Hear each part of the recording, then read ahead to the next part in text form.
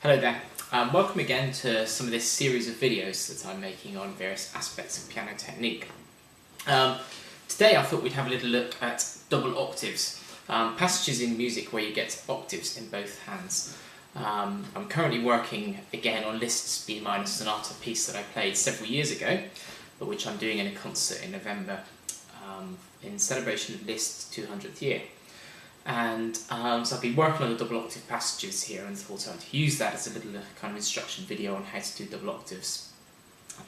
Double octaves are probably one of the most difficult things that pianists face, and Liszt used them quite a lot, partly because they look visually very spectacular, and obviously Liszt liked to perform, he was probably the first person who really invented the whole idea of the piano recital, piano concert. And he obviously liked to have pieces that kind of showed off his technique, as it were. The reason why they are so challenging, partly, is when your hand is playing an octave, obviously the fingers are quite well stretched, and that tends to cause the wrist and the arm and everything to tense up. However, in order to play octaves at a fairly fast pace, you have to keep the arm and the wrist and everything as loose and relaxed as possible, while keeping that shape nice and still all the time. First of all, the easiest way most people find for playing double octaves is to use the first and fifth finger when we're playing on the white keys, and the first and fourth when you're playing on the black keys. Having said that, you may need to adjust that for yourself. It depends a bit on obviously the span of your hand and what you feel comfortable with.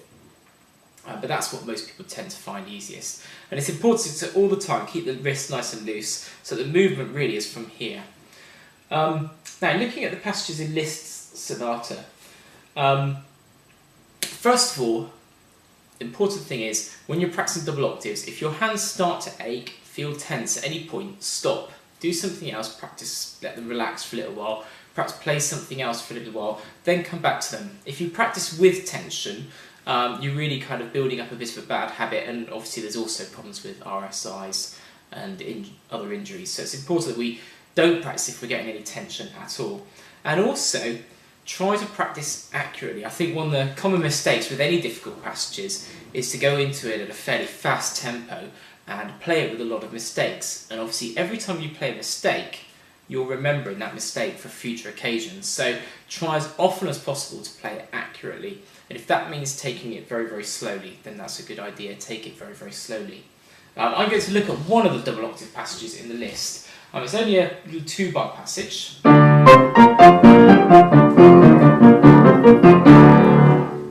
That section there, which in performance might actually go a bit quicker than that. I'll give you some ideas of how you might practice it. First of all, slow practice. I always find a metronome really useful because it keeps me practicing it slowly. So I'm going to set my metronome initially to 80, and I'm just going to go through it very slowly, playing one note for each click.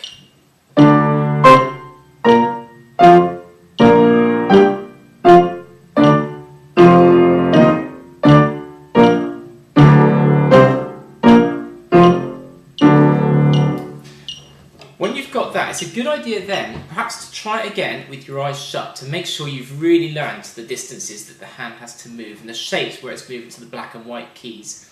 It can be useful to have some what you might call grounding points. You'll notice when I played that, the first of each group of 4, I accented slightly, and that kind of helps the hand. I think somehow it seems to help the hand to know where it's about to go, so accenting first. And so on, which Liszt has actually marked in the music on this occasion as well. When you've got it that you can play it accurately at 80, then take your metronome, speed it up by 10 to 90. There we go. Try the same thing again.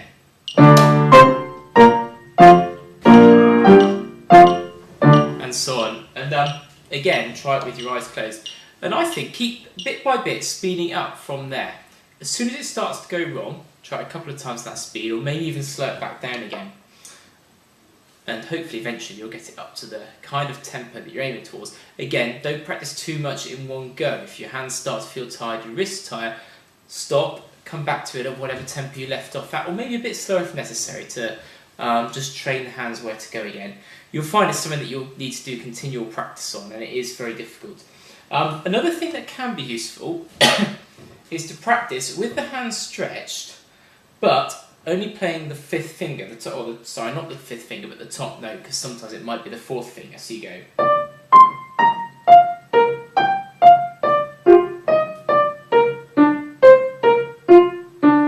And then doing the same with just the thumb.